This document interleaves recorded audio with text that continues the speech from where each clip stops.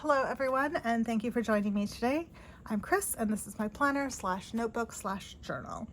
I had so many amazing interactions after my first video, a few after my second video, and here's my third. I wanted to answer some questions people had, honestly.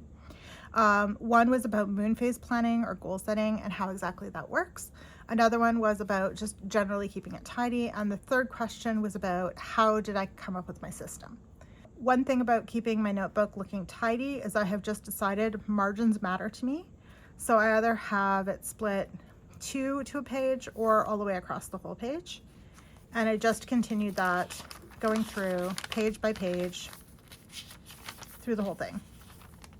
And because of that, it became very easy to just get it to look fairly tidy. And I also only picked a couple different ways of writing to keep it looking more organized, streamlined, whatever. And that means even when I make a mistake or I have stuff to be crossed out, the structure is there. So people assume it's tidy and organized, even if internally it's a little bit chaotic. And I'm fine with that. I leave white space where white space needs to be. I leave clutter where clutter needs to be.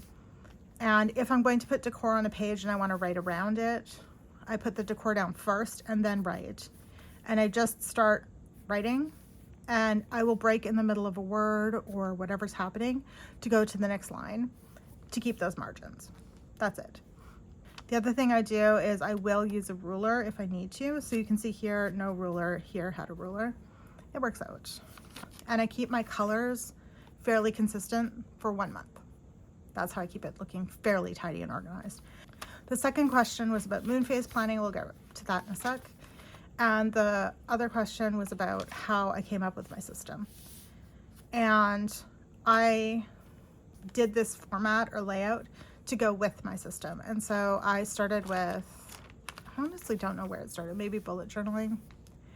Though I did notebooks and stuff before bullet journaling that had a similar system. I don't know. It started in childhood, basically, and just continued forward where I just wanted one spot where I could just put everything and keep it very organized. And I like to have organization, but also the ability to just be really messy and chaotic if I need to. So this was me drawing stuff out or flow.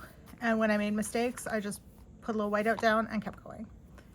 And that doesn't bother me. Or if I need to scratch out a word, or, you know, a word doesn't quite fit across a line and has to go a little bit to the other side, that's fine too. So I've tried Moxie Life, I've tried Passion Planner, I've tried Planner Perfect with the scripting, I've tried Hemlock and Oak, I've tried bullet journaling, I've tried a lot of systems. And I just pick and choose the pieces that work for me and smoosh them together just like I smoosh everything into my planner. And it just came out with something. So if you're only keeping the things that work and just happily discarding the things that don't work for you, you will find your system will just evolve over time naturally and you don't need to force it. So if you try bullet journaling and you're like, I need more decor, more artwork, you add some artwork, it's working, great.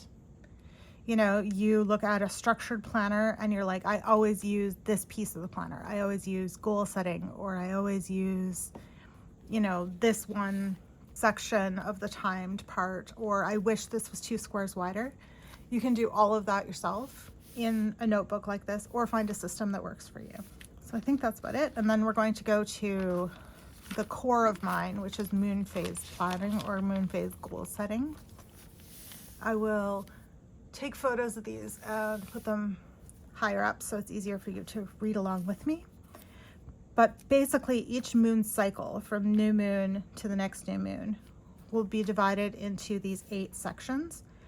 So 4 of them will last 1 day or 1 moment, honestly. And that's going to be your new moon, the first quarter, the full moon, and the last quarter. Now what these are going to be is set points. So it's going to be 1 day or 1 point or 1 hour or however it works best for your energy flow to pinpoint things, where these are either going to be deciding days, ultimate planning days, or whatever. They're almost like little mini deadlines. Then you're going to have, again, 4 periods that are going to be your work phases. So that's going to be your waxing crescent. Waxing just means it's getting larger. Waxing gibbous, waning gibbous, and Waning Crescent. So what's going to happen with these is each of these is going to have the actual work that you're going to be doing. It says new moon, the last one day is a set point. You have low, quiet, smooth energy, fresh starts, new items, planting seeds, metaphorical or otherwise. Okay, and then in the script writing, I have said, I prefer to light a candle and curl up with a cup of tea and my planner to map out the next cycle, month, etc. So this is going to be when I start everything. So if I'm starting a 28-day challenge, if I want to start a new journal, a new workbook, I try to always do it on the new moon. The next one is going to be a work phase. So we're going to have our waxing crescent. So we've seen a little bit of light starting to appear on the moon. Okay, it lasts 6 to a little over 7 days. It's building energy, upswept push, and then find the path forward. And you're going to nurture the seedlings. You're going to nurture those little ideas from the new moon. Okay, so I put that I prefer to take a breath, follow the path, note any issues or new directions that I might need to take, and I just kind of follow along to get there. So this is going to be a lower energy push forward. We're not racing, we're just kind of picking along the path, seeing what problems may arise, just being a little cautious, but definitely moving forward. There's a very forward energy here. Now the first quarter is going to be another one of our set points. So it's one day, we have a steady flow forward. We're going to reorient our trajectory if necessary. And we're going to weed out any seedlings. So all the things that we planted on the new moon, we put out all the ideas that we had. Every single thing we could think of that we may want to accomplish, that we hope to accomplish, that it would be great if it happened. We might want to try it, start it, whatever. We've tested it through that waxing crescent, and here on the first quarter, we're going to start pruning it a little bit. Anything that's obviously not working or we need to try a little bit of different approach, today is the day that we sort of just reset that. Then we're going to be moving into another work phase, which is going to be our Waning Gibbous. So this again is about 7 days, and the energy grows, and it has more of, for me anyways, more of a pushy, jagged feel to it. I can really start feeling the energy kind of having a bit of a crescendo. The path is chosen and it's time to push hard. So this is going to be any time that I race. Like I've already chosen the path, I've checked it. So I just have my to-do list and I just go, go, go, go, go, go, go, go, go. Now again, this only lasts 7 days. This is 7 out of about a 28-day cycle, a little over. The next one is your full moon. And this is going to be 1 day with a set point. And here you're going to have very clean, robust energy. It's going to be the full moon. It's really bright and glowing.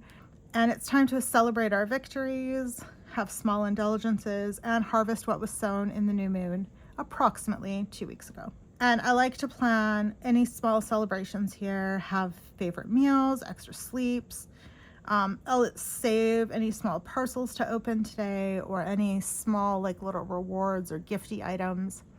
Often during the previous couple weeks, if I've found a little chocolate bar I want to try or anything like that, I'll actually save it because I love having my own little mini celebration.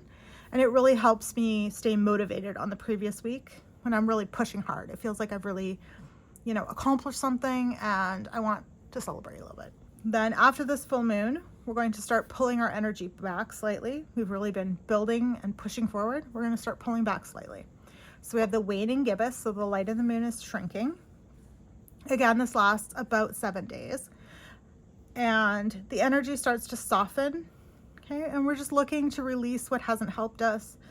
It's a second smaller, sort of like a pruning or a cropping. And this is actually my favorite time of the cycle to declutter. So I'll just pick an area of my house and I'll just declutter it, reset it, rebalance it. And it's really comforting to me. I really enjoy that whole process. I feel like realigning my home to match my energy, to get it to a point where it's really, supporting what I want it to do. It really helps. And by taking just a small space or a small chunk of it at a time, it's really sustainable and I don't get really overwhelmed. Okay, and then this is going to lead us to another set point, which is the last quarter. It's going to last 1 day. And it's going to give like a nice soft energy. That's what I kind of get out of it. And now is the time to just start letting things go. Right? Burn it, bury it, exercise it, ban it. I know it says it has soft energy and I'm using very strong language here. But the thing is, this should come from a place of compassion. This is not coming from a place of anger or, hatred or violence or anything. What we're looking for here is just pruning out of love. And in this growing quiet, it's a time to say goodbye to anything and everything that's hindering you or harming you. And the chances of you letting everything go in one day for your whole entire life, to like completely declutter and heal everything and let go of all your negative emotions, it's not going to happen, right? But that's why we do this cycle after cycle after cycle, and we let things into our lives and we exhale and let things out of our lives as they help us, as they support us, okay? And as they're going to work for us. So some things will be introduced to your life that are unwelcome, and this will be the time to just say thank you, goodbye. And then the last one will be a process. So you're going to take the same energy that you've had for your last quarter, and you're still going to soften it. You're going to add extra compassion, extra love, and extra resilience to it. Okay, so this is going to be a more neutral energy. It's going to take us into a really peaceful place where we can rest and rejuvenate. Let ourselves and the earth take a moment. We're just going to take a beat. We're going to take a breath. And we're going to do things very intentionally. So time all the healing and love, and set boundaries for the next cycle. This is going to be a time we're just laying our foundation, we're drawing our lines, and we're saying, I'm ready for the next cycle. I'm ready for the next step or the next stage. And then this is just going to flow back around to the new moon. So I hope this was helpful. I hope this answered your questions. And if you have any more questions, again, like I said about this, let me know. And that brings us to today when I'm doing my filming. Oops. Anyways, I hope that you have a lovely day, and I'll see you next week. Bye-bye.